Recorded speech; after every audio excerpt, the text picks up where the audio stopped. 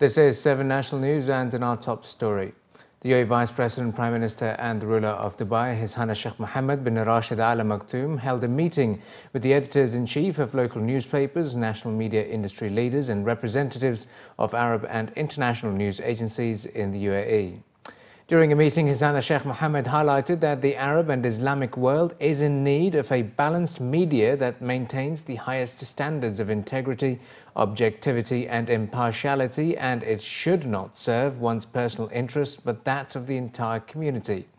His Highness stated that the media serves as the first line of defense to protect the significant achievements of civilization, and by being accessible to all segments of society, the media can open the doors of opportunity. His Highness urged media professionals to utilize their mightiest weapon, which is the pen, which is also an effective tool to serve the cause of justice, and described the prominent role media plays in the lives of the youth as the true treasure of the nation and its future. Apart from media representatives, the event was also attended by Dubai Crown Prince and Chairman of Dubai Executive Council, His Highness Sheikh Hamdan bin Mohammed bin Rashid Al Maktoum. The Emirates Red Crescent has begun implementing its charitable and humanitarian programs in various regions in Pakistan.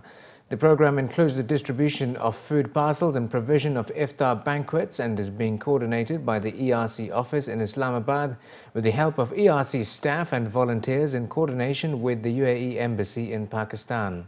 The iftar project has so far reached 900 underprivileged children and widows. The UAE has signed an agreement with NASA which will open avenues of cooperation in exploring Mars, aeronautics research, use of airspace and outer space for peaceful purposes. UAE Space Agency Chairman Dr. Khalifa Al-Ramaithi and NASA Administrator Charles Bolden formalized and signed the agreement at a meeting in the capital, and also formalized cooperation in the exploration of Mars as the first field of collaboration between them by signing an implementing arrangement under the framework. The agreement establishes a joint steering group to guide discussions about potential future projects that will contribute to exploring the Red Planet. The agreement covers cooperation and collaboration in space science, operational Earth observation and Earth science, aeronautics, space operations and exploration, education, technology, safety and mission assurance, and other areas with potential benefits to both nations. The countries will also continue to identify additional areas of mutual interest for possible future cooperative programs or joint activities on Earth, in airspace or in outer space. The UAE's largest manufacturer of building cladding panels has halted production of a flammable plastic core cladding, according to local media reports.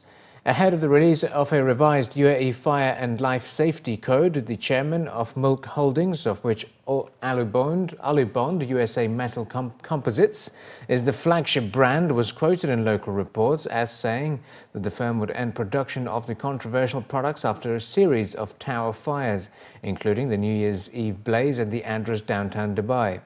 Alubond commands up to 50% of the cladding markets in the country. Mulk added that the company will now concentrate on producing fire-resistant A2 aluminium panels that can withstand temperatures of 332 degrees Celsius. Since January 2012, at least 11 towers in the UAE have burst into flames. Sharjah police have arrested 21 beggars of different Asian nationalities in the first week of the holy month of Ramadan. According to reports quoting police officials, many of the beggars arrested had changed their appearance to gain more sympathy. The arrests came as the police stepped up inspections before and during the holy month, targeting beggars and mobile vendors. Those caught in residential areas had entered the country through visit visas specifically to beg during the holy month, and according to the police, were brought here by organized gangs which pay them around 10% from the total amount they are able to make from begging. Police have stated that the inspection campaign will continue. Awareness campaigns will be carried out to educate the public about the danger posed by beggars.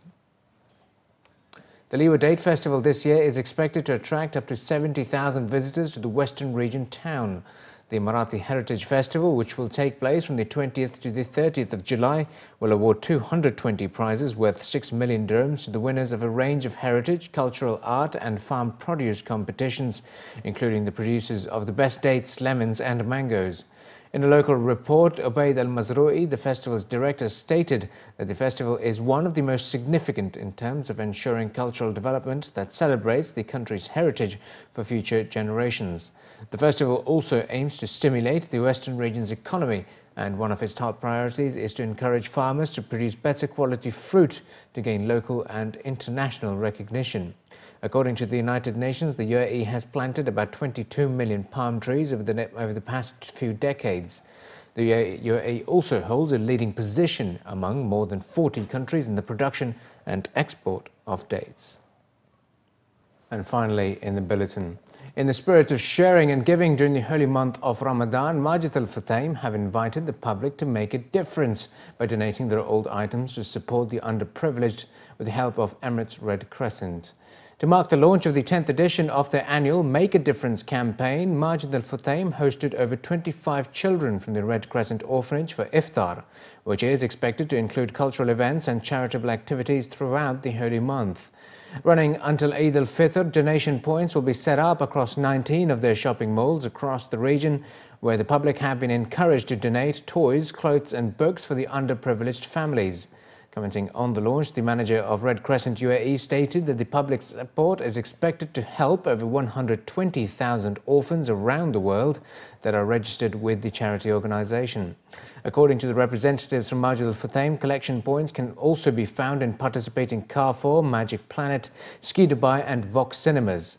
Furthermore, the spokespeople added that they're expecting an increased interest from the donors during this year's charity drive, as Majid Al Futtaim aims to cross their mark of collecting over 38 tons of donated items last year through different charitable activities. The number of the items have been increasing on a yearly basis, and I think the numbers and the values and the size can be shared by the Red Crescent people, because they are the expert, they are the people who distribute these items also. For us is like to make sure that we work with them closely and make sure that we are growing on a yearly basis and the event is successful. Plus the holy month, which is Ramadan, it's like the month of people like giving away. So they are just looking for collection points or distribution points for items. United Arab Emirates, Red Crescent, we are just now working money place. Yeah. I have 120,000 orphans in. I spend more than 7 billion to help the people. Our team now in North Iraq, our team in Jordan, our team in Sri Lanka, our team is now in the Philippines. We have made houses and made in the Philippines. We've been in the flood of Pakistan, we'll be in Kashmir floods. Everybody can see our flag there in Haiti, in every place. That is United Arab Emirates Red Crescent. That's mean United Arab Emirates government, United Arab Emirates rulers, United Arab Emirates happiness people. We are here to take this happiness outside our countries. Last year, I will tell you the Red Crescent was done. We spent more than 148 million dirhams inside United Arab Emirates for 1,035,000 people, 88 nationality get our helping for these people, for everybody. Anybody knocking our doors, we can welcome. We don't look at who is the guy and must be living in United Arab Emirates. I am the manager for Dubai. I have more than 7,000 files in Dubai to help the people there.